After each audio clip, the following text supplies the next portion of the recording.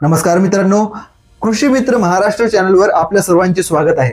आज आपण जाणून घेणार आहोत ऊस, भुईमूग, ज्वारी, बाजरी तसेच इत्यादी भाजीपाला पिकांचे अतोनात नुकसान करणाऱ्या हुमणी या अळीबद्दल। ल्युकोफोलिस लेपिडोपोरा आणि होलोट्रॅकिया सेराटा म्हणजेच आपल्याकरिता हुमणी। आपल्या जीवनामध्ये ही कीड 4 अवस्थांमधून जाते: अंडी, अळी, कोश आणि भुंगीर। यातील अळी ही अवस्था पिकांना सर्वात जास्त नुकसान पोहोचवते आणि त्यानंतर थोड्या प्रमाणात भुंगीर। भुंगीर हे दिसायला तपकिरी रंगाचे असतात। मौसमी पावसाला सुरुवात झाली की भुंगीर जमिनीतून बाहेर पडतात। सर्व भुंगीर रात्रीच्या वेळेला कडुलिंब, बाभूळ किंवा बोर ह्या झाडांवर जमा होतात। इथे या झाडांची पाने खातात आणि मिलन करतात। त्यानंतर मादी भुंगीर जमिनीत ओलाव्याच्या ठिकाणी 10 ते 15 सेंटीमीटर खोलीवर साबुदाण्यासारखी दिसणारी 50 ते 60 अंडी घालते। 20 ते 35 दिवसांनी त्यातून अळी बाहेर पडते। गढूळ पांढऱ्या रंगाची दिसणारी ही अळी ऑगस्ट-सप्टेंबर महिन्यात शेतात दिसायला लागते। जमिनीमध्ये 5 ते 8 महिने राहणारी ही अळी हळूहळू मोठी व्हायला लागते। जानेवारी पर्यंत पूर्ण वाढलेली अळी 4 ते 5 सेंटीमीटर मोठी होते। हिचा आकार इंग्रजीतील सी अल्फाबेट प्रमाणे दिसतो। पूर्ण वाढलेली अळी खाणे थांबवते, स्वतःभोवती मातीचे घर बनवून कोश या सुप्तावस्थेत जाते।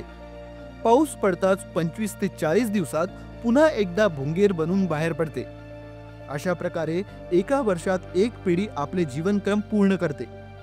मित्रांनो, हुमणी अळी ऊस, भुईमूग, ज्वारी, बाजरी, मका, भाजीपाला इत्यादी पिकांचे खूप नुकसान करते। हुमणी अळी या पिकांच्या मुळांना कुरतडून खाते, ज्यामुळे पिकास अन्नद्रव्य आणि पाणी मिळत नाही। कालांतराने झाडाची पाने पिवळी पडतात, सुकतात आणि संपूर्ण झाड सुकते। जास्त प्रादुर्भाव झालेल्या ऊसाचे बेट सहज उपटले जातात आणि अशा प्रकारे पिकांचे 30 ते 40% नुकसान होते।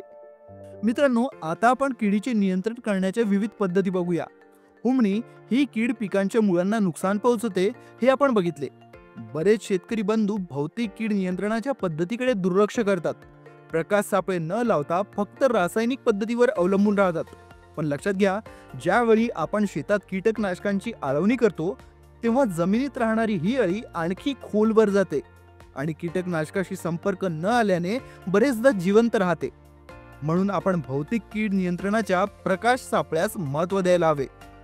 प्रकाश सापळा तयार करण्याकरिता 1 मीटर बाय 3 मीटरचा खड्डा करा। त्यामध्ये आपल्याकडे उपलब्ध असलेले कोणतेही प्लास्टिक अंथरून घ्या। त्यामध्ये पाणी घ्या आणि थोडे रॉकेल घाला। 3 काठ्या रोवून त्यावर बल्ब लावून घ्या। संध्याकाळच्या वेळेला हा बल्ब सुरू करा। अंधारात भुंगीर प्रकाशाकडे आकर्षित होतात आणि पाण्यामध्ये पडून मरतात। सकाळी आपण ही भुंगीर नष्ट करावी आणि पुन्हा संध्याकाळी बल्ब सुरू करावे। या प्रकाश सापळ्यामध्ये पुढील 30 दिवसांसाठी दररोज 100 भुंगीर जरी अडकले तरी 50 अंडी प्रति मादीप्रमाणे आपण भविष्यात होणाऱ्या 1.5 लाख अळ्यांचा नायनाट आजच करू शकतो। लावाल ना हा प्रकाश सापळा?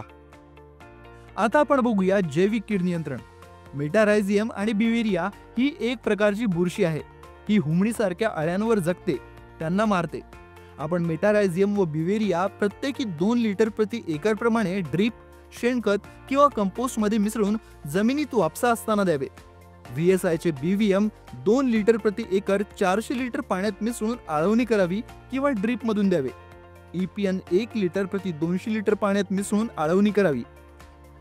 मित्रांनो, लक्षात घ्या, जैविक पद्धतीकडे दुर्लक्ष करून चालणार नाही। यांचा वापर केल्यास आपला भविष्यात रासायनिक खतांवरील खर्च कमी होईल।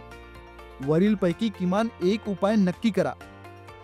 रासायनिक कीड नियंत्रणासाठी आपण रिजेंट, हमला, कॅनॉन, डेंटोत्सू ही कीटकनाशके स्क्रीनवर दाखवल्याप्रमाणे वापरू शकतो। याचा स्क्रीनशॉट करून घ्या।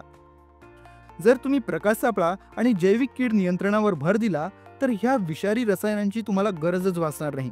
लक्षात घ्या, ही रसायने जमिनीसाठी सुद्धा हानिकारक असतात। म्हणून आपण जेवढी कमी वापरली तेवढे काळ्या आईसाठी चांगले। जर तुम्हाला हा व्हिडिओ आवडला असेल तर नक्की लाईक करा, आपल्या शेतकरी मित्रांसोबत शेअर करा आणि अशाच पद्धतीचे आणखी माहितीपूर्ण व्हिडिओ बघण्याकरिता कृषी मित्र महाराष्ट्र या चॅनलला सबस्क्राइब करा। धन्यवाद।